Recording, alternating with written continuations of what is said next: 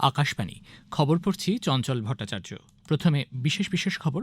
প্রধানমন্ত্রী বলেছেন, দরিদ্র কৃষক, শ্রমিক ও মধ্যবিত্তদের ভবিষ্যৎ গঠনে আত্মনির্ভর ভারত অভিযান সাহায্য করবে। প্রতিরক্ষামন্ত্রী জানিয়েছেন, লাদাখের প্যাংগং লেকে দক্ষিণ ও উত্তর দিকে সমবেত চীনা ও ভারতীয় বাহিনী সরে যেতে রাজি হয়েছে। কেন্দ্রীয় স্বরাষ্ট্রমন্ত্রী একদিনের সফরে পশ্চিমবঙ্গে এসেছেন। টুইটারে স্বচ্ছ ও স্বাস্থ্যকর আলোচনা হচ্ছে না, এই অভিযোগ করে কেন্দ্র অসন্তোষ প্রকাশ করেছে। দেশে এ পর্যন্ত মোট 70,17,144 জনকে করোনার প্রতিষেধক টিকা দেওয়া হয়েছে। মার্কিন রাষ্ট্রপতি মায়ানমারের সামরিক অভ্যুত্থানে নেতাদের ওপর নিষেধাজ্ঞা জারি করে এক নির্দেশিকায় স্বাক্ষর করেছেন। করোনা সংক্রমণ এড়াতে মাস্ক পরুন ও ঠিকভাবে পরুন, 2 গজ দূরে থাকুন, নিরাপদ দূরত্ব বজায় রাখুন, হাত ও মুখ পরিষ্কার পরিচ্ছন্ন রাখুন। আসছি বিস্তারিত খবরে। প্রধানমন্ত্রী নরেন্দ্র মোদী বলেছেন, দেশের দরিদ্র কৃষক, শ্রমিক এবং মধ্যবিত্ত মানুষের ভবিষ্যৎ গড়ার মাধ্যম আত্মনির্ভর ভারত অভিযান। পণ্ডিত দীনদয়াল উপাধ্যায়ের মৃত্যুবার্ষিকী উপলক্ষে বিজেপি সাংসদদের উদ্দেশ্যে ভাষণ দেওয়ার সময় শ্রী মোদী বলেন, পরিকাঠামো ক্ষেত্রে যে সংস্কারমুখী পরিবর্তন হচ্ছে তার ফলে নাগরিকদের জীবনযাত্রা সহজতর হবে। আন্তর্জাতিক ক্ষেত্রে ভারতের উত্থান অব্যাহত থাকায় প্রত্যেক ভারতবাসী তার জন্য গর্বিত। वेद से विवेकानंद तक की भारत की चिंतन यात्रा, ये सारी बातें दीनदयाल जी के चिंतन में झलकती थी। इसलिए वो एक ऐसी अर्थव्यवस्था की बात करते थे जिसमें पूरा भारत शामिल हो, जिसमें पूरे भारत की विविधता झलके। लोकल इकोनॉमी पर विजन इस बात का प्रमाण है कि उस दौर में भी उनकी सोच कितनी प्रैक्टिकल और व्यापक थी। आज वोकल फॉर लोकल के मंत्र से देश इसी विजन को साकार कर रहा है। দেশের রাজনীতিতে আমাদের নীতি সব থেকে ভালো। দীনদয়াল উপাধ্যায়ের আদর্শ আজও প্রাসঙ্গিক। তিনি সকলের অনুপ্রেরণার উৎস বলে প্রধানমন্ত্রী মন্তব্য করেন।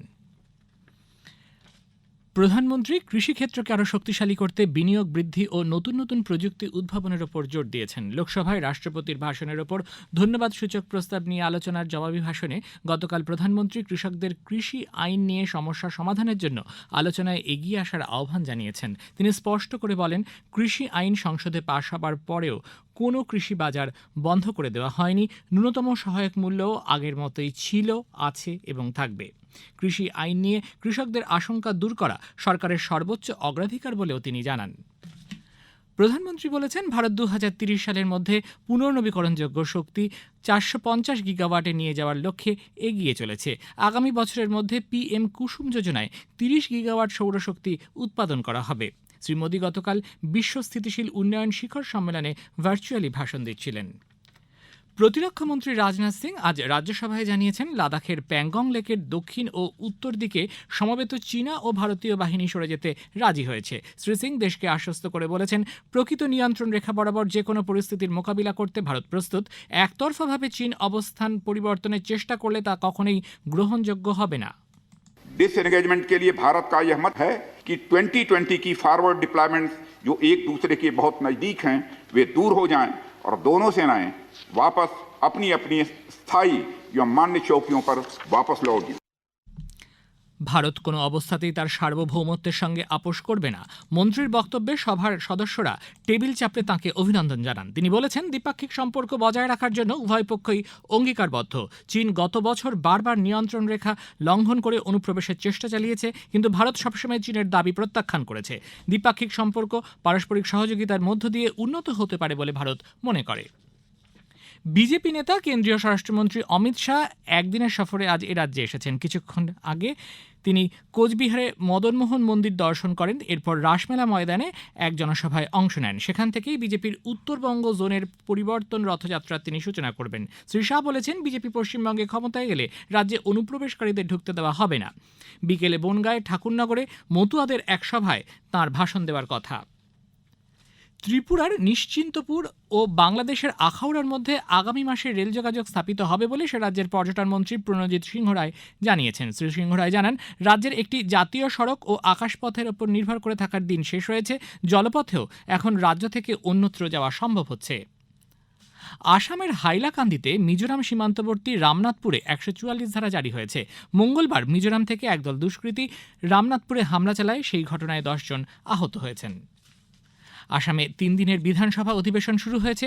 বিরোধী কংগ্রেস ও all India United Democratic Front সদস্যরা রাজ্যে দুর্নীতি দমনে সরকার ব্যর্থ বলে বিধানসভায় বিক্ষোভ দেখান। যদিও রাজ্যপাল অধ্যাপক জগদীশ মুখী তাঁর ভাষণে জানান, দুর্নীতি প্রতিরোধে সরকার দৃষ্টান্তমূলক পদক্ষেপ নিয়েছে। অর্থমন্ত্রী হিমন্ত বিশ্ব শর্মা আগামীকাল 2021-22 সালের ভোট অন অ্যাকাউন্ট পেশ করবেন। টুইটারে স্বচ্ছ ও স্বাস্থ্যকর আলোচনা হচ্ছে না এই অভিযোগ করে কেন্দ্র অসন্তোষ প্রকাশ করেছে। অসত্য তথ্য যাচাই না করা সংবাদ, অজানা সূত্রের সংবাদ এই সামাজিক প্ল্যাটফর্মের মাধ্যমে যেভাবে ছড়িয়ে দেওয়া হচ্ছে সে বিষয়ে সরকার উদ্বিগ্ন। বৈদ্যুতিন ও তথ্য প্রযুক্তি সচিব অজয় প্রকাশ সেনয় জানিয়েছেন, নিয়ম অনুসারে কোনো নির্দেশ টুইটারকে দেওয়া হলে তা কার্যকর করতে দেরি হচ্ছে, ফলে সেটির কোনো অর্থ থাকে না। সচিব জানিয়েছেন, ভারতের সংবিধান ও আইনকেই সর্বোচ্চ মান্যতা দেওয়া হয়। এ খবর প্রচারিত হচ্ছে আকাশবাণী থেকে। দেশে করোনা দৈনিক সংক্রমণ আবার কিছুটা বেড়েছে। কেন্দ্রীয় স্বাস্থ্য মন্ত্রকের আজ সকালের রিপোর্টে জানা গেছে, একদিনের নতুন করে আক্রান্ত হয়েছেন 12,923 জন। গতকালের তুলনায় যা 16.7% বেশি। অন্যদিকে সেরে উঠেছেন 11,764 জন। এই সংখ্যাও আগের দিনের তুলনায় কম। এ পর্যন্ত মোট 1,08,71,294 জন কোভিড-19 আক্রান্ত হয়েছেন। এর মধ্যে অবশ্য 1,05,73,372 জন সুস্থ হয়ে উঠেছেন। আরোগ্যের হার 97.26%। একদিনে মৃত্যু হয়েছে আরও 108 জনের। 24 ঘন্টায় 6,99,000 নমুনা পরীক্ষা করা হয়েছে। দেশে এ পর্যন্ত মোট 70,17,144 জনকে করোনার প্রতিষেধক টিকা দেওয়া হয়েছে। গত 24 ঘন্টায় 4,05,349 জন টিকা পেয়েছেন বলে স্বাস্থ্য মন্ত্রক সূত্রে জানানো হয়েছে। বিশ্ব স্বাস্থ্য সংস্থা WHO অ্যাস্ট্রাজেনেকা অক্সফোর্ডের করোনা প্রতিষেধকটি কোভিড-19 নতুন রূপের ক্ষেত্রেও প্রয়োগের পরামর্শ দিয়েছে। 65 বছরের বেশি মানুষের ক্ষেত্রেও এটি প্রয়োগ করা যাবে বলে হু জানিয়েছে। 8 থেকে 12 সপ্তাহের ব্যবধানে ভ্যাকসিনের 2টো ডোজ নিতে হবে বলে উল্লেখ করা হয়েছে। কোভিড-19 বিরুদ্ধে লড়াইয়ে ভারত ও বাংলাদেশের পারস্পরিক সহযোগিতা দুদেশের বন্ধুত্বকে প্রকাশ করে বলে সেদেশে নিযুক্ত ভারতের হাই কমিশনার উল্লেখ করেছেন। ঢাকায় টিকা নেওয়ার পর এক অনুষ্ঠানে হাই কমিশনার বিক্রম দোরাইস্বামী টিকাকরণ কর্মসূচিতে সেদেশের সরকারের ভূমিকার প্রশংসা করেন। উত্তরপ্রদেশে 2021 সালের 10ম ও দ্বাদশ শ্রেণীর বোর্ড পরীক্ষার দিনক্ষণ ঘোষণা করা হয়েছে। 24 এপ্রিল থেকে পরীক্ষা শুরু হবে। কঠোরভাবে কোভিড-19 বিধি মেনে 2টি শিফটে এই পরীক্ষা নেওয়া হবে। জম্মু কাশ্মীরের 10ম ও দ্বাদশ শ্রেণীর বার্ষিক পরীক্ষা আগামী 1 এপ্রিল থেকে শুরু হবে। বিজ্ঞপ্তি অনুসারে 10ম শ্রেণীর পরীক্ষা 3রা এপ্রিল থেকে শুরু হয়ে 24 এপ্রিল পর্যন্ত চলবে। অন্যদিকে দ্বাদশ শ্রেণীর পরীক্ষা 1 এপ্রিল থেকে শুরু হয়ে শেষ হবে 29 April. Haryana school board secondary ও সিনিয়র সেকেন্ডারি ক্লাসে আগামী 20 এপ্রিল থেকে বার্ষিক পরীক্ষা গ্রহণ শুরু করবে। বোর্ডের এক সরকারি মুখপাত্র এ তথ্য জানিয়েছেন।